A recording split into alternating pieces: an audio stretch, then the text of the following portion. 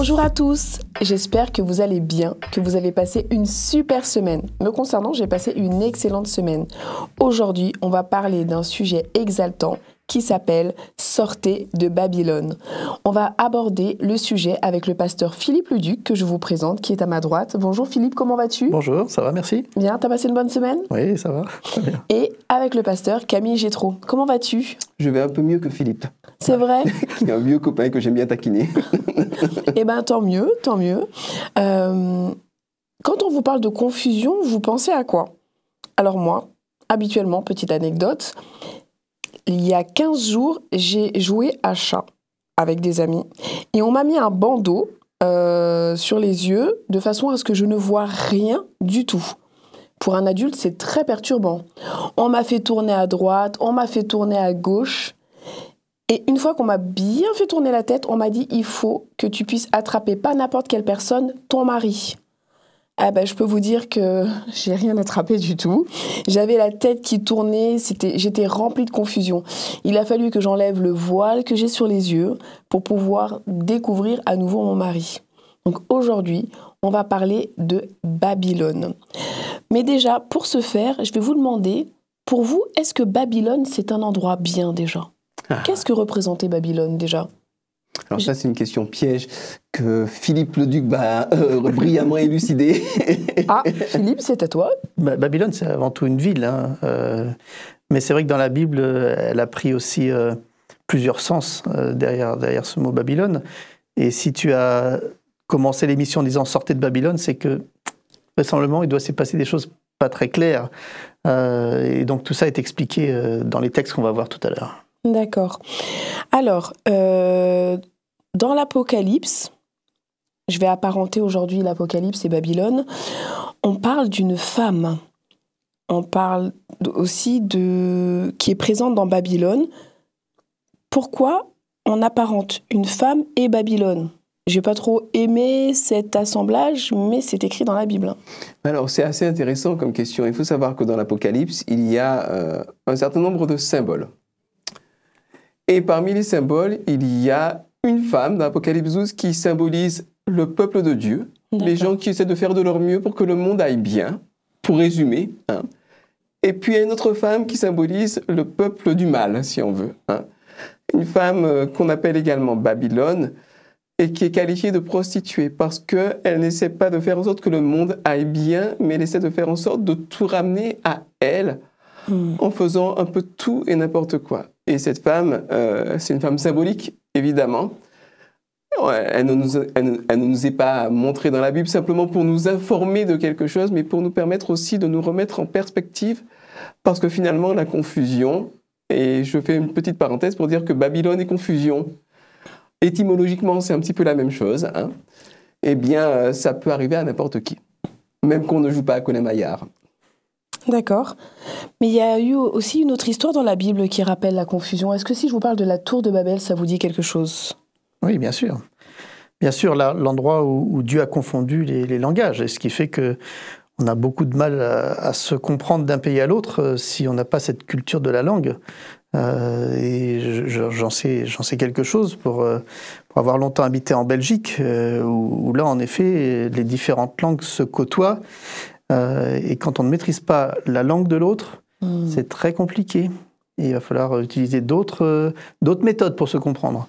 Souvent l'anglais, mais voilà. Donc c'est vrai que Babylone, voilà, ça se rejoint, hein, c'est sûr. Merci. Je rejoins tout à fait ce que tu as dit. C'est pas facile déjà de se comprendre, des fois même quand on parle la même langue.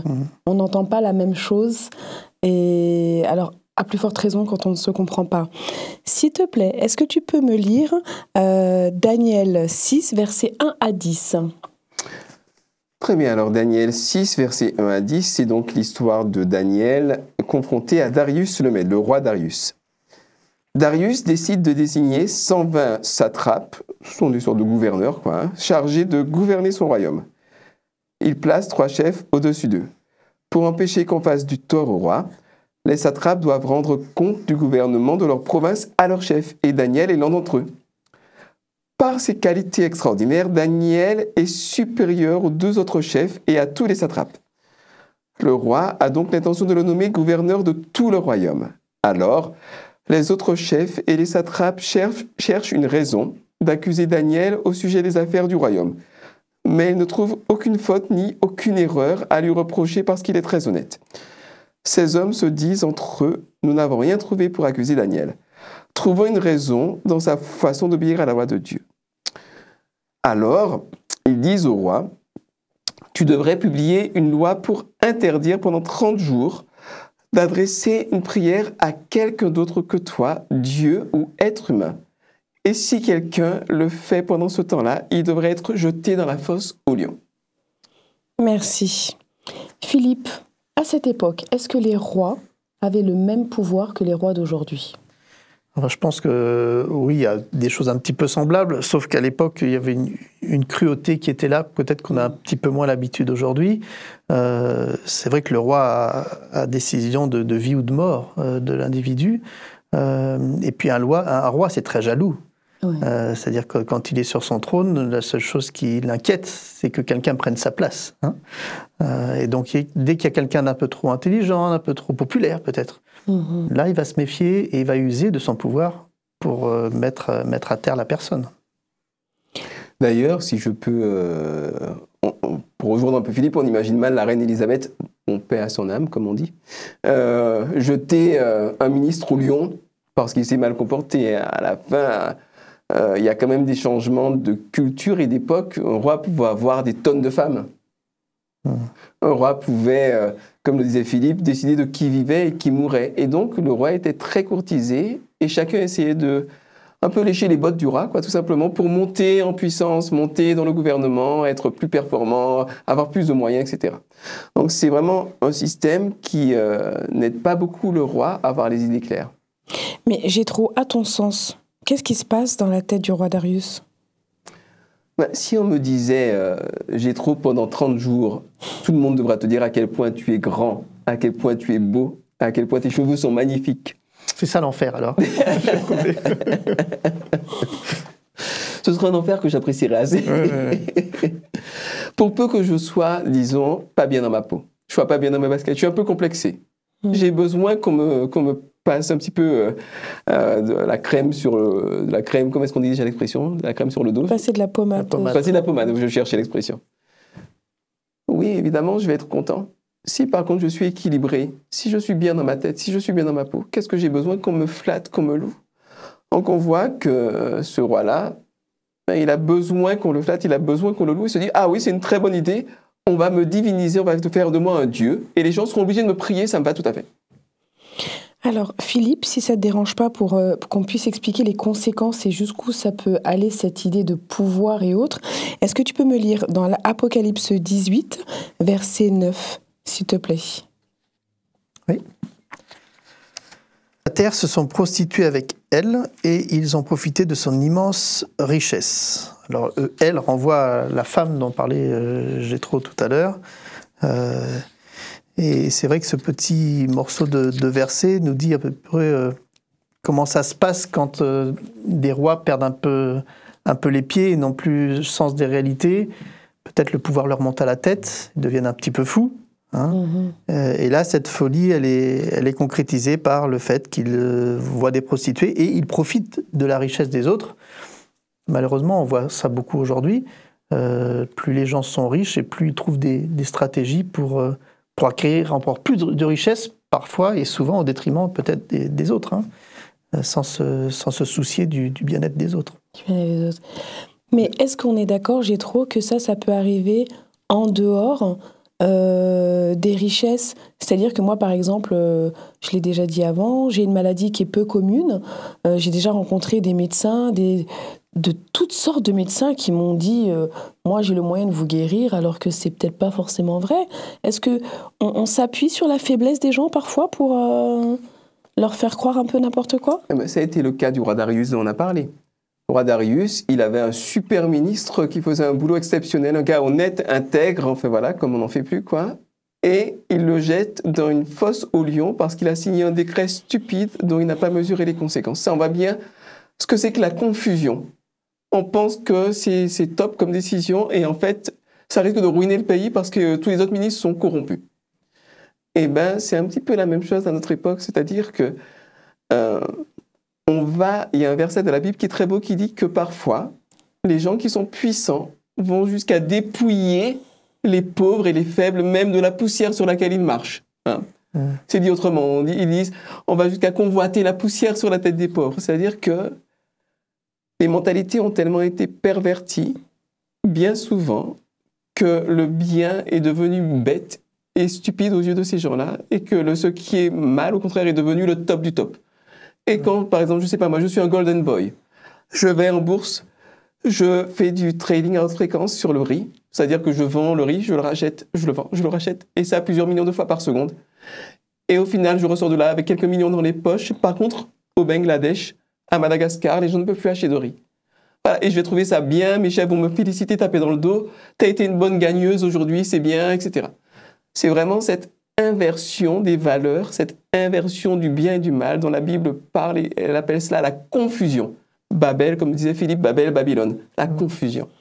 J'ai bien aimé ton exemple du riz, surtout ce qu'il faut bien préciser dans ton exemple du riz, c'est que le riz provient souvent du Bangladesh et qui provient des pays il est revendu, mais ces propres pays qui le produisent ne peuvent même pas acheter leur propre production. Et ça, c'est quand même assez grave. Philippe, est-ce que pour toi, tu aurais un autre exemple dans la Bible où le bien est devenu mal et le mal est devenu bien? Une espèce de confusion. Une grosse confusion. En fait, pour rebondir ce que dit Jétro, c'est quand les choses deviennent complètement irrationnelles, qu'on manque de repères, et donc notre esprit est à ce point perturbé qu'on en amène à faire des choses ou à prendre des décisions qui sortent du bon sens, quoi. Et le jour où on retrouve un petit peu la raison et qu'on regarde un peu le passé, on s'aperçoit qu'on a passé un moment complètement délirant. Alors c'est vrai que le pouvoir enivre, on dit. Le pouvoir, exactement, le pouvoir enivre. Peut-être c'est ça aussi le risque qu'ont ces rois. Il y a beaucoup de choses qui reposent sur leurs épaules. On ne peut pas toujours leur jeter la pierre. Mais il y a des fois, ils perdent pied. Et malheureusement, on a beaucoup d'exemples dans la Bible où quand ces rois perdent pied, ça a de fortes conséquences parce qu'ils ont un pouvoir tellement grand sur le peuple que voilà, il s'agit de bien choisir ses leaders. Ses leaders et ses décisions, parce que avant de conclure, et je pense que je conclurai avec ça, avec votre aide, j'ai lu un passage dans la Bible qui parlait de Agar, qui a eu un enfant. Et je ne sais pas si normalement cette femme aurait eu cet enfant si c'est avec Abraham, il me semble, qu'elle a eu cet enfant. Je ne vais pas dire qu'il a pris une mauvaise décision, mais Dieu lui avait demandé de lui faire confiance. Et je crois qu'il a été impatient, il a pris peut-être une mauvaise décision, il avait quand même le pouvoir de prendre une deuxième femme si sa femme l'avait autorisé et autres. Et est-ce qu'aussi, il n'y a pas aussi cette notion de faire confiance à Dieu parfois jusqu'au bout ? C'est un exemple intéressant finalement, parce qu'Abraham, il fait quoi ? Il ne fait qu'appliquer une coutume de son époque. Sa femme est stérile, il va coucher avec la servante pour avoir quand même une descendance. C'est une décision très banale à l'époque, seulement Dieu lui avait demandé de lui faire confiance. Le raisonnement d'Abraham, pour l'époque, ça n'est pas un mauvais raisonnement. Mais on voit bien que même parfois, ce qui nous semble être un bon raisonnement peut avoir des répercussions pendant longtemps, puisque jusqu'à aujourd'hui, les descendants du premier fils d'Abraham, qui s'appelle Ismaël, tous les peuples arabes, et les descendants du deuxième fils d'Abraham, qu'on appelle Isaac, le peuple juif, ils se font encore la guerre jusqu'à aujourd'hui. On parlait encore de 30 morts récemment avec la guerre en Palestine, entre les Israéliens et les Palestiniens. Ça fait des millénaires que ça dure. Peut-être qu'effectivement, si Abraham avait fait confiance à Dieu, on n'en serait pas là aujourd'hui. Et même des décisions qui peuvent nous paraître excellentes peuvent nous amener quelque part à nous planter. Pourquoi ? Mais parce qu'on n'est pas suffisamment proche de Dieu pour avoir l'humilité de se dire que on raisonne comme on raisonne, mais finalement c'est Dieu qui sait. Et puis l'envie de vraiment se laisser guider par Dieu, c'est pas si simple, même pour moi qui suis pasteur. Parfois j'ai envie de faire les choses à ma manière, à ma vitesse, à mon rythme, et parfois c'est bien le début de la confusion.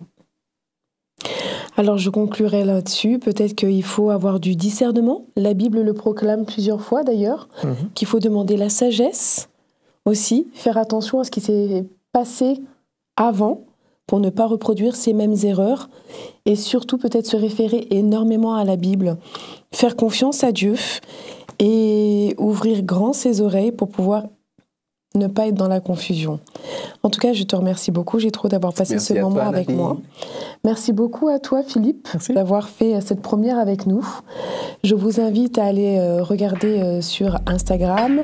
Et merci à tous ceux qui écoutent la radio. Merci à ceux qui nous regardent.